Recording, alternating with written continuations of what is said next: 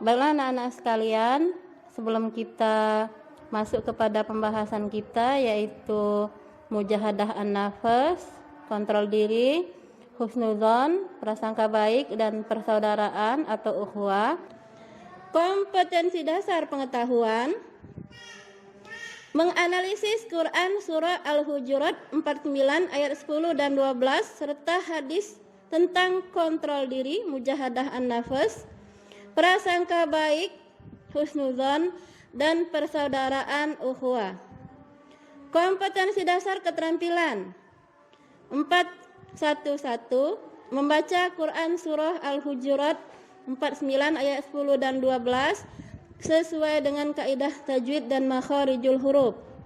4.1.2 mendemonstrasikan hafalan Quran surah Al-Hujurat 49 ayat 10 dan 12 dengan fasih dan lancar.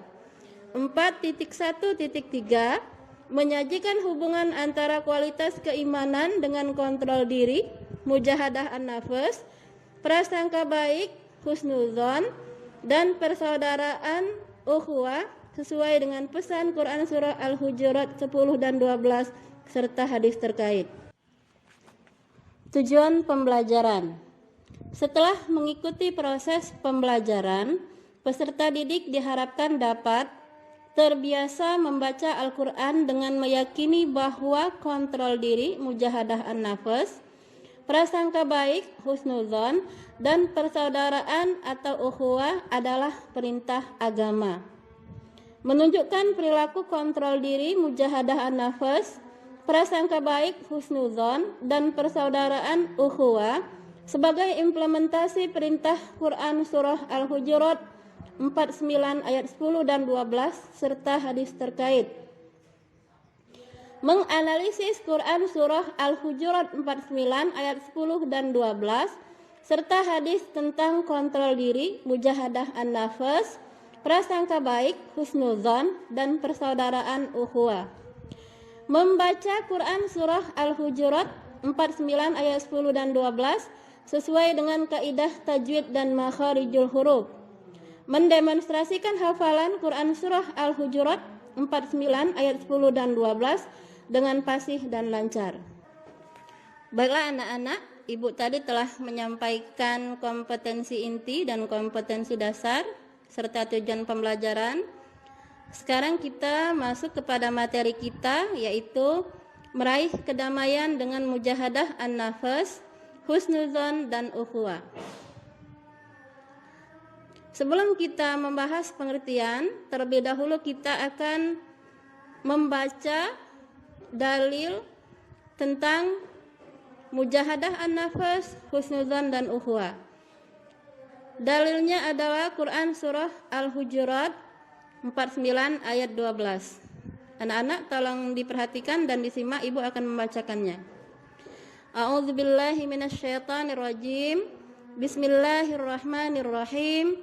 Ya ayyuhalladzina amanu jtanibu katsiran minadh-dhanni inna ba'dadh-dhanni itsmu wa la tajassasu wa la yaghtab ba'dukum ba'dha ayuhibbu ahadukum ay ya'kula lahma akhihi maitan fakarihtumuh wattaqullaha innallaha tawwabur rahim. Artinya, wahai orang-orang yang beriman, jauhilah banyak dari prasangka. Sesungguhnya sebagian prasangka itu dosa, dan janganlah kamu mencari-cari kesalahan orang lain, dan janganlah ada di antara kamu yang menggunjing sebagian yang lain. Apakah ada di antara kamu yang suka memakan daging saudara yang sudah mati?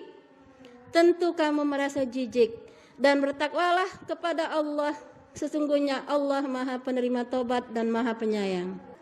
Selanjutnya dalil tentang ukhuwah atau persaudaraan. Disimak lagi ya anak-anak. A'udzubillahi minasyaitonirrajim. Bismillahirrahmanirrahim. Innamal mu'minuna ikhwatun fa aslihu baina akhawaykum wattaqullaha la'allakum turhamun. Artinya, sesungguhnya orang-orang mukmin itu bersaudara, karena itu damaikanlah antara kedua saudaramu yang berselisih dan bertakwalah kepada Allah agar kamu mendapat rahmat. Sekarang kita akan masuk kepada pembahasan kita, yaitu definisi dari mujahadah an-nafs atau kontrol diri. Mujahadah an-nafs artinya, secara bahasa, mujahadah artinya perang. Menurut aturan syara, ialah memerangi nafsu amarah dan memberi beban kepadanya. Menurut istilah ahli hakikat, mujahadah an-nafs adalah untuk melakukan sesuatu yang berat baginya yang sesuai dengan aturan syara atau agama. Sebagian ulama mengatakan mujahadah adalah tidak menuruti kemauan nafsu dan menahan nafsu dari kesenangannya. Dengan demikian, mujahadah adalah tindakan perlawanan terhadap nafsu yang lazim disebut dengan mujahadah an-nafs. Ujung dari keberhasilan mujahadah adalah munculnya kebiasaan dari salikin untuk menghiasi dirinya dengan zikrullah sebagai cara untuk membersihkan hatinya dan sebagai upaya untuk mencapai musyahadah, merasakan adanya kehadiran Allah Subhanahu wa taala. Selanjutnya kita beralih kepada definisi dari husnuzon. Husnuzon berasal dari bahasa Arab yang terdiri dari dua kata, yaitu husnu yang artinya baik dan adzon yang berarti prasangka. Sederhananya, husnuzon merupakan prasangka baik yang harus ditanamkan dalam diri setiap umat muslim agar dapat menilai sesuatu dari segi yang positif. Bentuk dari husnuzon dapat diterapkan dalam kehidupan sehari-hari, seperti tidak berusaha untuk menghakimi atau menilai berdasarkan sesuatu yang belum jelas. Sekarang kita beralih kepada pengertian persaudaraan atau ukhuwah. Ukhuwah secara bahasa berarti persaudaraan. Secara istilah, ukhuwah berarti perasaan simpati dan empati antara dua orang atau lebih. Ukhuwah yang harus dijalin tidak hanya ukhuwah sesama agama, namun juga antar umat beragama. Rasulullah Shallallahu Alaihi Wasallam bersabda yang artinya, dari Abu Hurairah radhiyallahu anhu, dia berkata, Rasulullah Shallallahu Alaihi Wasallam bersabda, kalian tidak akan masuk surga hingga kalian beriman, dan tidaklah kalian beriman hingga kalian saling menyayangi. Hadis riwayat Muslim. Ukhuwah dibedakan menjadi tiga, yaitu satu, ukhuwah Islamiyah, artinya adalah persaudaraan yang dijalin antar umat Islam yang berdasarkan ikatan akidah dan keimanan. Sesama umat Islam adalah saudara, sehingga harus selalu menjalin ukhuwah. Dua, ukhuwah insaniyah. Ukhuwah insaniyah adalah persaudaraan yang berlaku secara universal bagi seluruh umat manusia, tanpa membedakan agama, suku, maupun ras manapun. Persaudaraan yang diikat oleh jiwa kemanusiaan ini memposisikan atau memandang orang lain dengan penuh rasa kasih sayang.